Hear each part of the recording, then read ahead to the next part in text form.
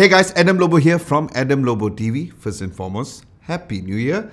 And in this video, I'll be giving you my unboxing of the Redmi 9T and giving you my first impressions as well. So let's check it out.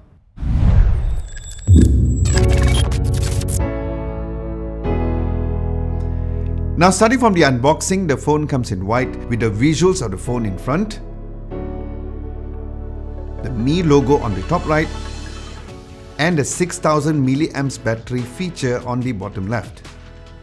Then looking at the sides down below, you'll find the RAM and the storage specs and the color variant that you choose, which based on what we see right now or even later is not the exact color of what you see outside of the box, so keep that in mind. Opening the box, you'll find another smaller box which has the SIM ejector pin on the outside, and you'll find the manual and the clear phone case on the inside. Then you'll find the phone itself.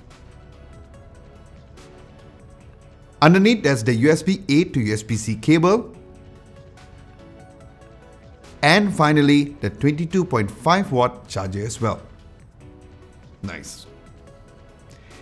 Next, looking at the phone's design and build, my first impressions were how light and very grippy the phone felt. It had a nice interesting textured finish at the back, with the Redmi text at the back as well. Then the rear cameras are placed towards the left with a very minimal camera bump. So yes, the phone barely moves when you're typing the phone on the surface. Then the color of the phone flows nicely towards the side with the similar finish of the back. Then the front has a flat screen display with a dot drop display camera hole punch in the middle, where it has a Corning Gorilla Glass 3 protection. Now speaking of the sides, the phone also has the side-mounted fingerprint sensor which unlocks decently quick. Not the fastest like how a flagship was, but still very much great. As for the color options, the Redmi 9T comes in 4 colors for you guys to choose from. The one which I have is called the Ocean Green, and it also comes in Carbon Grey, Twilight Blue and Sunrise Orange. Looking at the phone screen, the phone has a 6.53-inch IPS LCD FHD Plus display with a brightness up to 400 nits. And what's cool is that the screen has the TUV Rainland Low Blue Light certified, and the screen is also L1 Widewide certified to get the best quality when it comes to watching videos on Netflix as well. Now the screen also has several modes like Sunlight mode, Standard and Reading mode 2.0, which I'll test further during my full video review, so stay tuned for that. As for the phone spots and buttons, looking down below, there is the USB-C port and 1 out of 2 speakers, because yes, this phone has a dual speaker system where the other speaker is available on the earpiece area. Now the fact that it has a dual speaker system came to a very pleasant surprise to me, as many smartphones within this range doesn't come with that, so that was nice. Then looking on the right, there is the volume rocker and the side-mounted fingerprint sensor.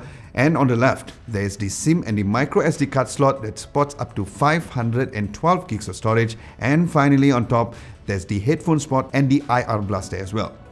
Now looking at the phone's camera specs, the main lens is using a 48 megapixel f1.79 aperture. Then there's an 8 megapixel f2.2 ultra wide angle lens, a 2 megapixel f2.4 macro camera and a 2 megapixel f2.4 depth sensor. Then as for the front camera, it has an 8 megapixel f2.05 aperture lens, and looking at the phone's video taking capabilities, it records up to 1080p up to 30 frames per second, both for the rear and the front camera as well. So yes, stay tuned once again for my full video review of the phone where I'll test these cameras out. So subscribe to this channel if you guys haven't done so.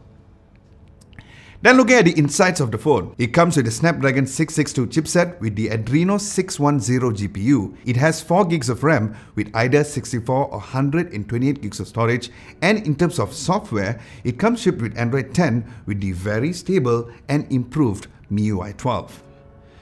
Looking at the phone's battery, here is another great highlight of the phone, as it comes with a huge 6000 milliamps of battery with 18 watts fast charging. And as seen earlier in the box, it also comes with a 22.5 watt charger, which was extra sweet.